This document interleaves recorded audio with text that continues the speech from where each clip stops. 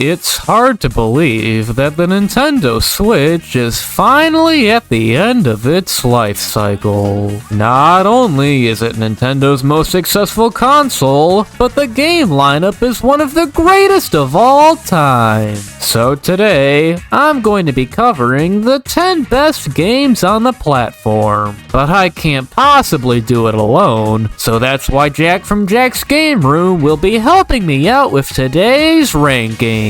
This list is based on how fun the games are to play, any new additions that they offer, and whether or not they're worth coming back to. Also, ports and remakes will not be included since they didn't originally come out on the Switch. So without further ado, we give you the top 10 Nintendo Switch games.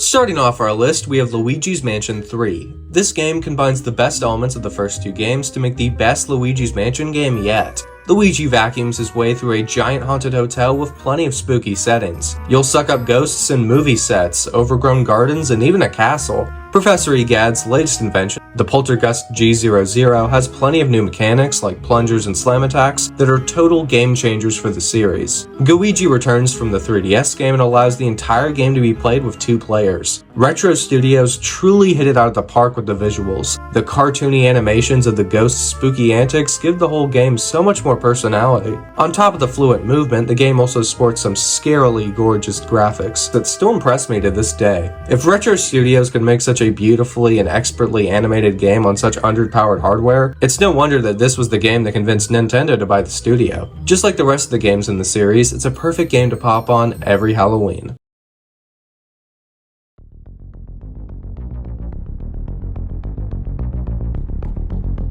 I'll be the first one to admit that the Metroid series is not my strong suit. But then a little game called Metroid Dread released and changed everything. Originally a cancelled DS game, Dread brings back the classic 2D formula while also spicing things up a bit. The game's biggest claim to fame are the Yummies, big, strong, scary-looking robots that will stop at nothing until you're dead.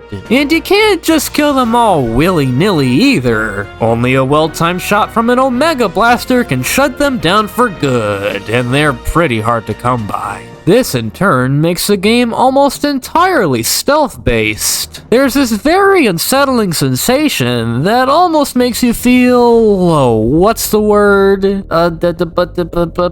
Dreadful. On top of all that, you also have lots of new abilities, like free aim, melee attacks, and a phantom cloak that lets you turn invisible, which you'll definitely need if you want to avoid the Emmys. If you're a fan of Metroidvania games, then don't pass this one up, because this is easily the best one that the Nintendo Switch has to offer.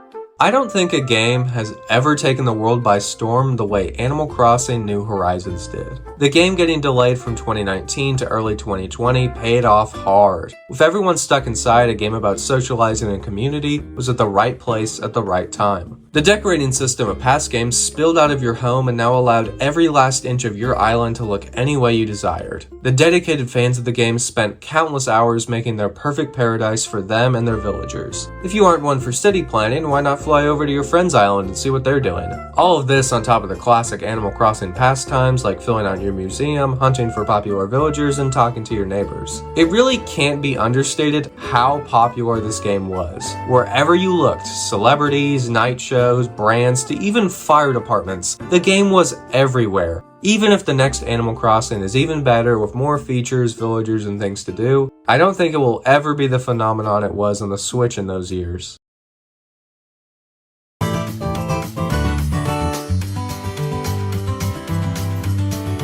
As someone who grew up during the Wii U era, it seemed as though 2D Mario would never evolve past mediocrity. But then Nintendo did the unthinkable and actually tried something new. Well, not that kind of new. Super Mario Bros. Wonder is the game that the series definitely needed. The biggest game changer is the all-new Wonder effects. With these, you can transform into different objects, change the game's physics, and much more. You never really know what to expect. There's also some incredible new power-ups like the drill mushroom, bubble flower, and elephant fruit. Oh, this is probably somebody's DeviantArt fetish. The levels themselves are all super enjoyable as well. New ideas are constantly being introduced, and there's never a dull moment. The only downside to this game are the bosses. Let's just say I've seen crockpots with more creativity than these fights. Regardless, Super Mario Bros. Wonder is easily one of the best Bros games. There aren't many others with this amount of ingenuity.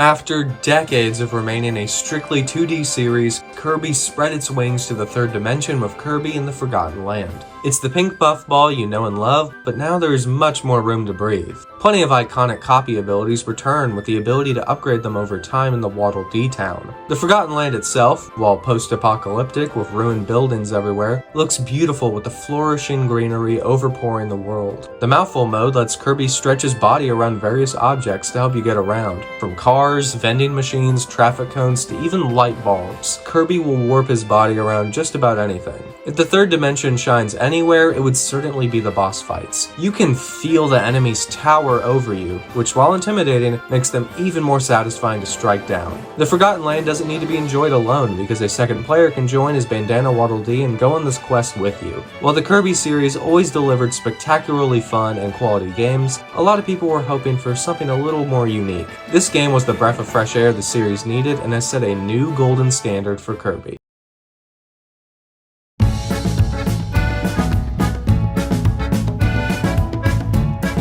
I don't think that I've ever shared this before, but the Mario and Luigi games are one of my favorite spin-offs. So imagine my surprise when the series returned on Nintendo Switch. I just about pissed my pants! Mario and Luigi Brothership takes everything that made the past games so great and revolutionizes it all in so many new ways. The battle system is now far more cinematic, and the Bros attacks have never felt more satisfying. Brothership's story is surprisingly pretty in-depth. A big bad baddie is broken apart Concordia, and it's up to you to patch it back together by sailing across the ocean. The characters introduced are also lively too. Connie, Snoutlet, Troubled Adolescents, the gang's all here. My only gripe with this game is unfortunately its pacing. My goodness is this game slow! It takes several hours just to get past the tutorial! And they all just keep talking and talking and talking and talking and shut up! Mario and Luigi Brothership is certainly not a perfect game, but it's still one that I'd recommend to any RPG lover.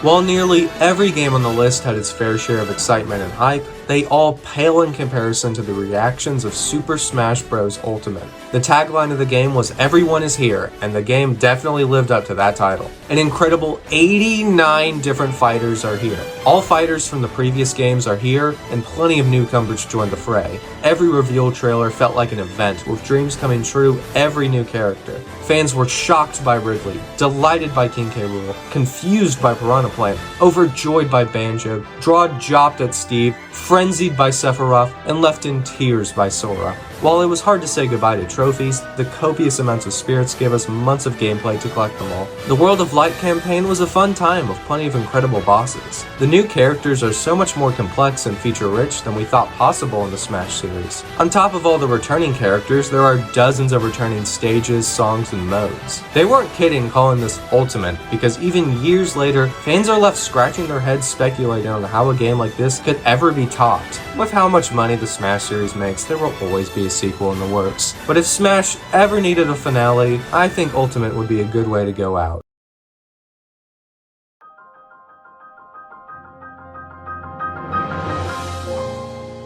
The Legend of Zelda is one of the most treasured series in all of gaming, and nowhere is that more apparent than with The Legend of Zelda Breath of the Wild. At the time of its release, this game had one of the biggest maps ever. It'll take you hundreds of hours to discover everything that this world has to offer, and that's only scratching the surface. While the combat is more or less the same, there's also plenty of new strategies on display. With an assortment of new weapons and the power of the divine beasts, taking down enemies has never been more gratifying. Plus, if you've ever wanted Link to wear graphic tee and khakis, well, do I have the game for you. Now, with all that being said, Breath of the Wild isn't perfect. Weapons break after a little bit of use, the dungeons are fairly unremarkable, and the music?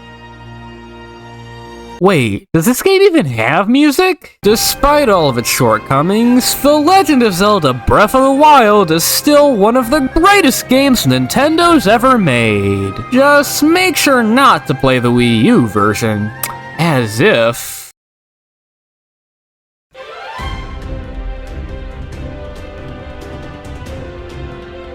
No game dominated the Switch era quite like Super Mario Odyssey. The sandbox mission-based levels of Mario 64 and Sunshine return. Who needs power-ups when you have your new companion Cappy? Not only does he allow for the best movement in the series, but his capture mechanic also lets you take control of several things, from tanks to a cactus. The kingdoms are so unique and creative compared to the standard grasslands and castles that have run their course in the past games. The wide-open Toast Arena, the overgrown Wooden Kingdom, the sprawling streets of New Donk City, and the delicious Luncheon Kingdom are all unforgettable. All the kingdoms are home to such strange and fascinating locals. You'll go from racing yetis to saving snails. Each kingdom has its own purple currency that can be used to buy exclusive decorations for your ship as well as costumes for Mario. You can ditch those dusty overalls and trek your way to rescue Princess Peach in a clown costume. This game really represented the philosophy of so many Switch games, going back to its roots to learn what made the series so special to begin with,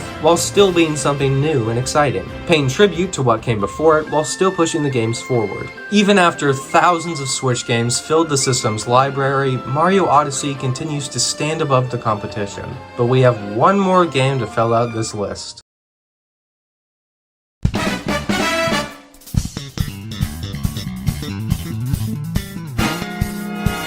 What? Did you think I was going to say ARMS? Yes, I'm aware that this is a port, which I know is against the rules, but Mario Kart 8 Deluxe changes so much from the Wii U version that it's practically a new game. What you get is 48 tracks, dozens of cool characters, and a totally revamped battle mode. And yes, Renegade Roundup is the greatest invention since canned lasagna. Thank you so much for asking. There's even some quality of life improvements, like the ability to hold 2 items at once. It truly is a remarkable game.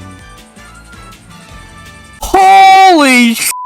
Introducing the Mario Kart 8 Deluxe Booster Course Pass! DLC that adds 48 new tracks on top of even more characters. Regardless of your opinions on these inclusions, you really can't deny how amazing it was at the time. It's no wonder that this is one of the best-selling games ever. This game holds a special place in mine and countless others' hearts. And hopefully now it's obvious why Mario Kart 8 Deluxe is the best Nintendo Switch game of all time.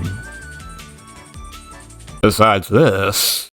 Well, there you have it, the top 10 Nintendo Switch games. Thanks again to Jack's Game Room for helping out with today's ranking. Be sure to check out his channel for some pretty awesome videos. And as far as you go, Talk about a bittersweet moment. While I am glad that Nintendo's moving on to bigger and better things, Switch 2, I'd be lying if I said I wasn't gonna miss this little guy. I mean, without it, I wouldn't be standing here talking to you all right now. I owe everything to this console. So, I think that it's only fair if we give the Nintendo Switch the proper send-off it deserves.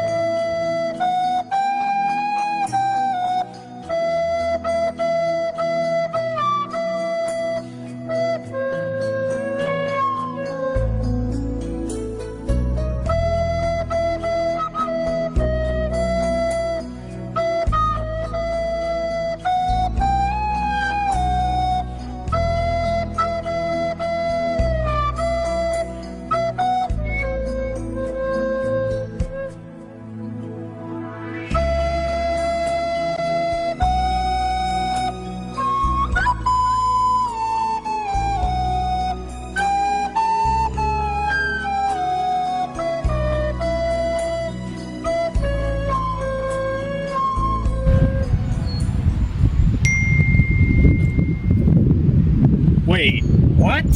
Not all Switch games are compatible on the Switch too?